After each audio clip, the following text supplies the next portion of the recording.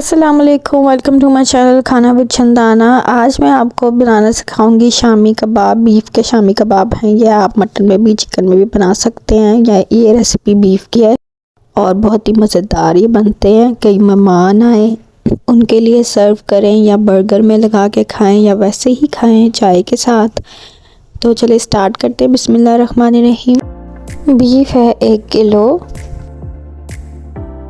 मैं छोटी छोटी बीफ की बोटियों का इस्तेमाल कर रही हूँ क्योंकि इसकी फिर लिशी मज़े की बनती है। कीमे का इस्तेमाल नहीं कर रही, उसकी फिर लिशी नज़र नहीं आती। यहाँ पे मैं 2 कप पानी इसमें शामिल कर रही हूँ। ज़्यादा आपने ऐड नहीं करना क्योंकि गोश्त को हम देना बहुत ज़्यादा नहीं गलाना। प्याज में ऐड कर रही हूँ 1 बड़े साइज़ का। और इसके बाद हम इसमें ऐड करेंगे अदरक और लहसुन का पेस्ट 1-1 टेबल स्पून। और हरी मिर्चें हैं यहाँ पे मेरे पास 6 अदद, ये इसमें शामिल कर देंगे। रफली कटा हुआ प्याज और साबुत ही मिर्चें शामिल कर दें। और यहाँ मसाले ऐड कर रहे हैं। नमक है 1 टेबल स्पून, हल्दी पाउडर है 1 टीस्पून। नमक जो है वो आप बाद में भी ऐड कर सकते हैं कम लगे तो। सूखा धनिया साबुत ही लेंगे हम 2 टेबल स्पून। ज़ीरा साबुत ही लेंगे हम 1 टेबल स्पून। काली मिर्चें साबुत 1 टीस्पून। आप कुटी हुई भी डाल सकते हैं इसमें, पिसी हुई मिर्चें भी। साबुत लाल मिर्चें जो गोल बड़ी वाली होती हैं 15 अदद ले लें, ठीक है। और यहाँ पे मैं ऐड कर रही हूँ इसमें 2 अदद लौंग। और यहाँ पे मेरे पास है मोटी इलायची 3 अदद। और दालचीनी का टुकड़ा है 1 छोटा सा। और ये साबुत गरम मसाले मैं डायरेक्टली इसमें डाल रही हूँ। आप जो है किसी मलमल के कपड़े में या जो एक मसाले वाला स्टीनर आता है वो अभी मेरे पास है नहीं, उसमें आप डाल के ऐड कर सकते हैं। यहाँ पे मैं इसको 10-15 मिनट के लिए प्रेशर लगाऊंगी। और 10-15 मिनट के बाद देखें गोश्त की कुछ इस तरह की सिचुएशन है।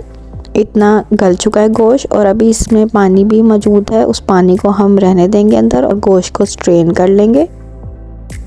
और इसको स्ट्रेन करके हम इसमें डाल देंगे। लेकिन याद रहे कि ग्राइंडर में डालने से पहले जो खड़े मसाले थे ना, दालचीनी और बड़ी इलायची, वो आपने इसमें से लाजमन निकाल लेनी है, वरना वो मुंह में आते हैं तो बुरे लगते हैं।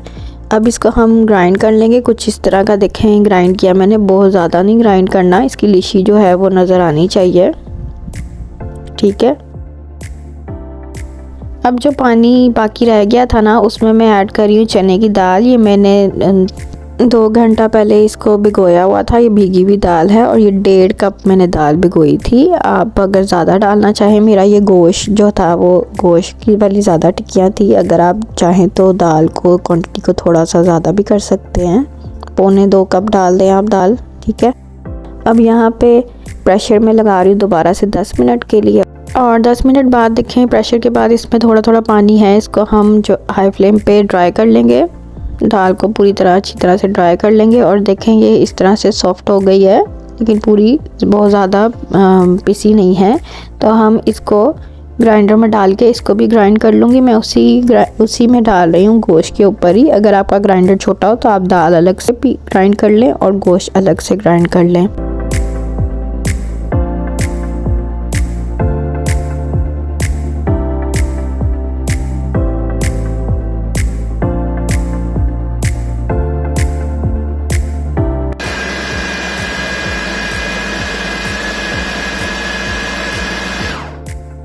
दाल को अच्छी तरह से ऊपर नीचे कर लें और दोबारा से ग्राइंड कर लें।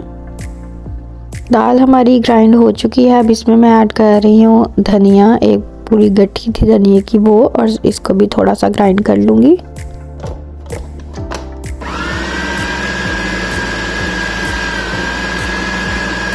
ये देखिए इस तरह का इसका टेक्सचर बना है। और इसको मैं अब एक बाउल में निकाल के इसको ठंडा होने दूंगी। ठंडा होने के बाद हम इसकी शामी कबाब बनाएंगे।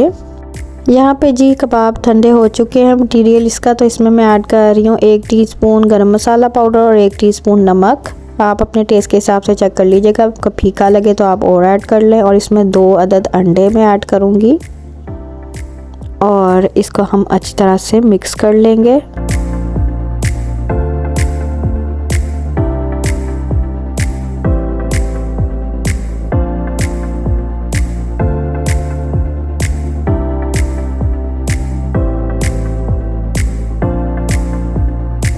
अब इसके हम कबाब बना लेंगे। छोटा सा बॉल लेके इसको हमने इस तरह से पहले बॉल अच्छी तरह फर्म सा बना लेना है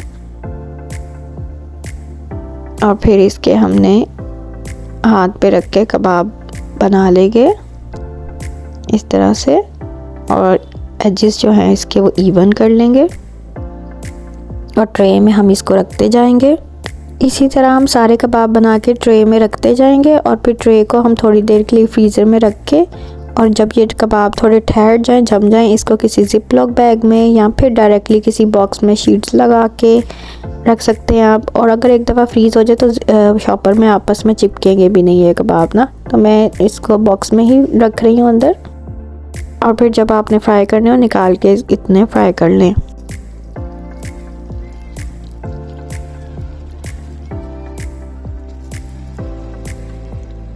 ऑयल मैंने गरम कर लिया था और इसमें मैंने कबाब ऐड किया। मीडियम फ्लेम पे इसको फ्राई कर रही हूँ।